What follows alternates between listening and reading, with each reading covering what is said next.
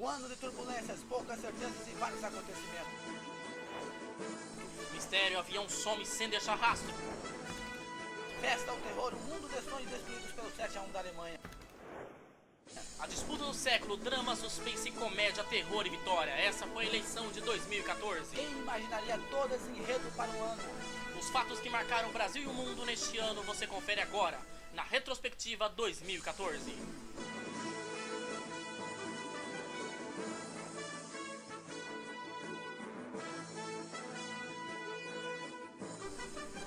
Olá, vamos voltar para o dia 8 de março de 2014, onde o avião da companhia Malaysia Airlines, com 239 pessoas a bordo, simplesmente some dos radares sem deixar vestígios. Na madrugada do dia 8 de março de 2014, a aeronave que levava 227 passageiros e 12 tripulantes desapareceu dos radares, após aproximadamente uma hora de voo, enquanto sobrevoava o Golfo da Tailândia, no Mar da China.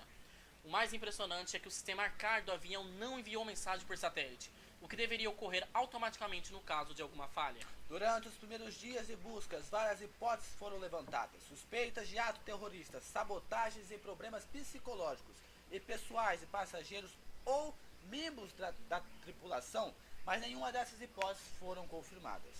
Passando o tempo, as buscas se intensificaram e no dia 26 de julho a ATSB, Agência Australiana para a Segurança dos Transportes, emitiu um relatório das buscas submarinas. A agência foi responsável por definir a área de buscas, que eram de aproximadamente 60 mil quilômetros quadrados.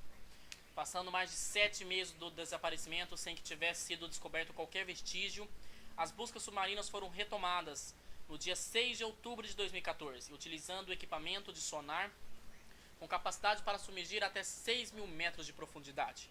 E o mistério da aeronave de prefixo 9M/MRO continua até hoje.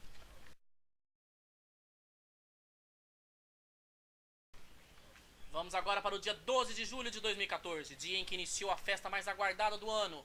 32 países representados por 32 seleções dão início à batalha de futebol, tendo o Brasil como sede da Copa do Mundo. A Copa do Mundo da FIFA foi a 20ª edição deste evento esportivo.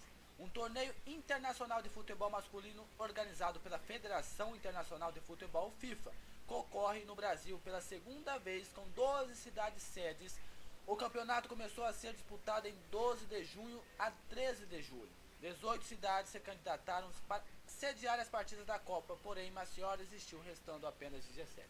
No dia 31 de maio de 2009 foram anunciadas sedes oficiais da Copa, sendo elas Rio de Janeiro, Brasília, São Paulo, Fortaleza, Belo Horizonte, Salvador, Cuiabá, Manaus, Natal, Curitiba, Recife e Porto Alegre. No dia 8 de junho, o Brasil e o mundo param para ver o jogo da semifinal entre Brasil e Alemanha, o qual ficou marcado pela esmagadora derrota sofrida pela seleção brasileira de futebol, por expressivos 7-1. É considerada um dos resultados mais notáveis da história do futebol. Pela segunda vez, o Brasil perde em casa para outra seleção, deixando milhões de brasileiros eufóricos com tamanha derrota da seleção. No dia 13 de julho acontece a partida final da Copa, Alemanha e Argentina, e o Brasil se divide na torcida entre as duas seleções. Mas no fim temos a Alemanha campeã, conquistando seu 4º título, e a seleção brasileira fica no 4º lugar do campeonato. E sem perder a esperança, após centenas de denúncias de desvio de dinheiro na Copa e a massacrante derrota da seleção brasileira, o Brasil vibra com o final desse importante evento esportivo. Afinal, brasileiro não desiste nunca. Johnny, e agora o grupo Time News tem o prazer de anunciar a sua nova estreia, o novo blog, o N Mais Notícias.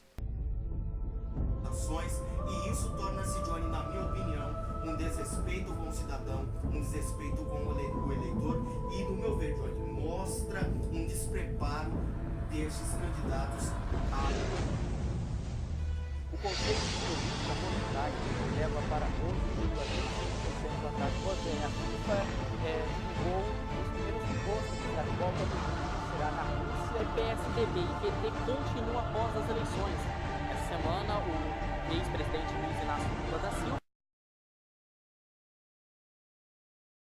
Lembrando a todos que essa retrospectiva estará no nosso novo blog, o N Mais Notícia, todo escrito, todo o acompanhamento das eleições em todos os estados.